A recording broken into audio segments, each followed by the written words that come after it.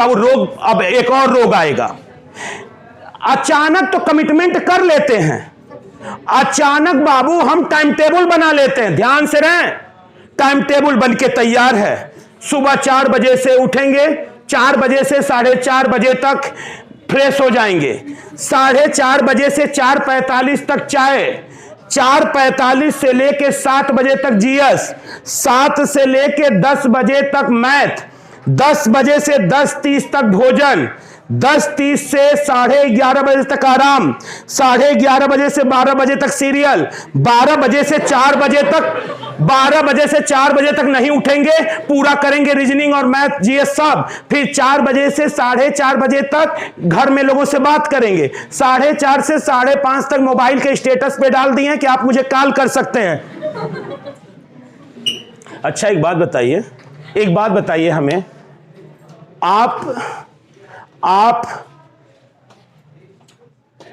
Jail खाने में हैं या आप स्वतंत्र हैं?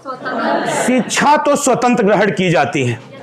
शिक्षा कैसे ग्रहण की जाती है? स्वतंत्र ग्रहण की जाती है। मन किया बैठ गए पढ़ने, नहीं मन किया उठ गए। आज मन कर रहा है उनसे बात करने का, बात किया, फिर मेरा मन किया कि हम पढ़ेंगे, फिर पढ़ने बैठ गए। यकीन मानिएगा कमिटमेंट होता है, एक टाइम टेबल तैयार। एक दिन चला, दूसरे दिन जब 10 से 1:30 बजे तक हमारा कार्यक्रम था पढ़ने का, तब तक कोई आ गया। सुनो तो अब जब वो आ गया तो कंफर्म है, बाबू से हमने चाय दिया, उससे बातें की, वो आधा घंटा रहा और उसके बाद वो क्या किया, चला गया। वो चला गया। अब देखना, अब बाबू राक्षस उत्पन्न हो रहा है। राक्षस, अभी तक देवता था, अब राक्षस आ रहा। वो कहता जब आधा घंटा नुकसान हो ही गया है आज, और ये टाइम टेबल तो आज बैठा नहीं है, अच्छा रुको कल से,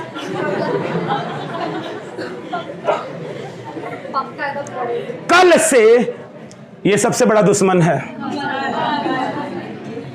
ये आपका शांत, ये आपका सबसे बड़ा दुश्मन अगर कोई है पूरी दुनिया में आपका, तो बाबू कल नहीं है, कल से है, कल से। और ईमानदारी पूर्वक अपनी आत्मा पे हाथ रख के बाबू अपने हाथ को ऊपर करिएगा कि जिनके साथ साथ ऐसी घटनाएं होती हैं, ऐसी घटनाएं होती हैं।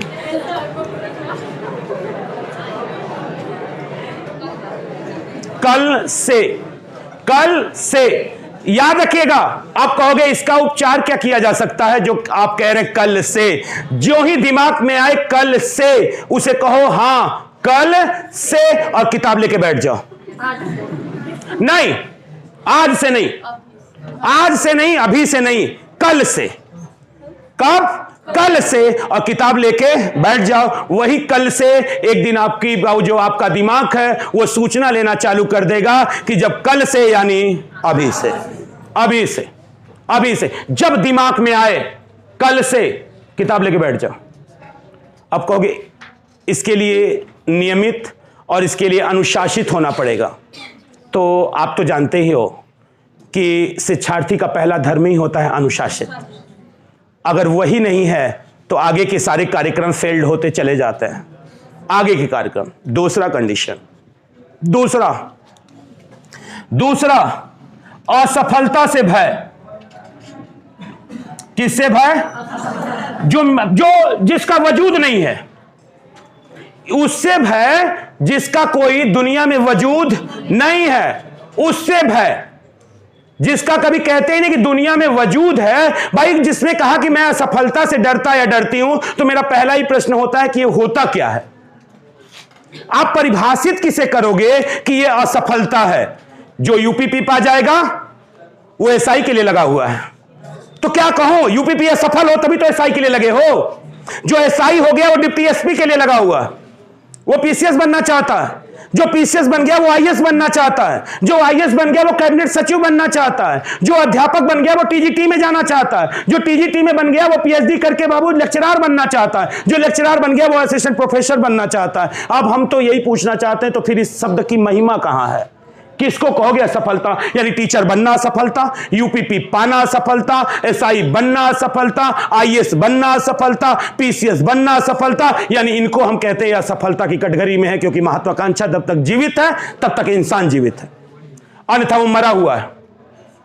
जिस दिन आपकी महत्वाकांक्षा खत्म, उस दिन आप केवल और केवल एक मरे हुए के समान हैं, मरे हुए के समान हैं। लोग कहते हैं संतुष्ट हो जाना चाहिए। भाई साहब, दार्शनिक ना हो, दार्शनिक संतुष्ट होते हैं, हम जीव हैं कि ब्रह्म हो, तो जीव संतुष्ट नहीं होते।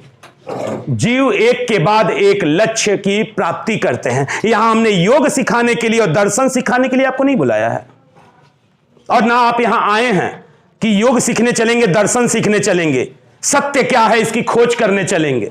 ना ना ना ना ना, इसकी खोज करने हम यहां नहीं आए हैं। हम यहां आए अपने लक्ष्य की प्राप्ति के लिए और अगले लक्ष्य के निर्माण के लिए। बस एक हमें मिला हुआ है, दूसरा हमें चाहिए।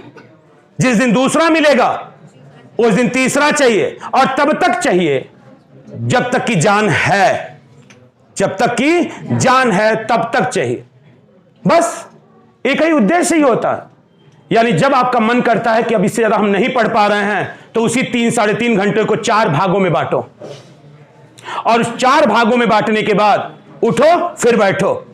छोटे समस्या जब भी आए, याद रखना, जब भी समस्या आए तो समस्या को सदैव छोटे छोटे हिस्सों में ही आपको बांटना होगा, समस्या को छोटे छोटे हिस्सों में। और किसी के पास कोई प्रश्न है? और कोई पास खड़े हो जाए बाबू। मैं शांत रह के पढ़ना चाहता हूं, लेकिन अगर थोड़ा भी शोरगुल होता है तो मैं पढ़ नहीं पाता। बहुत सुंदर, बैठ जा, यही है केवल। यस सर, एकांत रह के ही पढ़ना, मतलब और बोल के पढ़ना, मतलब शांत रह के नहीं कि मन में पढ़ लूं और बोलू ना कुछ। ये चीजें एग्जामिनेशन में भी झलकती होंगी, जब हम पेपर पढ़ते होंगे तो बुदबुदाते होंगे। बैठ जाएं, आप सही रास्ते पे हैं। अब मेरी बात ध्यान से सुनना, याद रखिएगा, ये नेतृत्व कर रहे हैं आपका, क्योंकि बाबू ये इनका नहीं है, ये सबका है। क्योंकि ये बच्चे केवल मुखर हैं, ये बहिर्मुखी बच्चे कहलाते हैं, जो अपनी समस्याओं को तुरंत रखना जानते हैं। और आप अगर यहां आए हैं तो वास्तव में इसीलिए आए हैं कि अपनी समस्याओं को क्या कर सकें, रख सकें। इस बच्चे ने कहा हम एकांत में चाहते हैं और बोल के पढ़ना चाहते हैं। याद रखना बाबू, यदि इसी को हम मनोविज्ञान में ले जाएं तो 2 थिंकर आते हैं, एक जीन पियाजे आते हैं और एक वाइगोट्स्की आते हैं। जीन पियाजे कहते हैं कि यह अहम आत्मकेंद्रिता है, ये अहम आत्मकेंद्रिता है। मैं इसे बाबू इग्नोर करता हूं, क्योंकि पियाजे इसे अपरिपक्व अवस्था कहते हैं।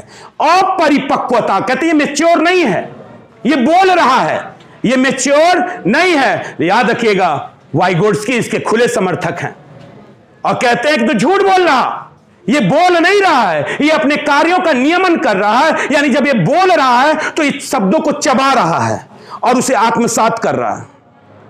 आत्मसात आप भी देख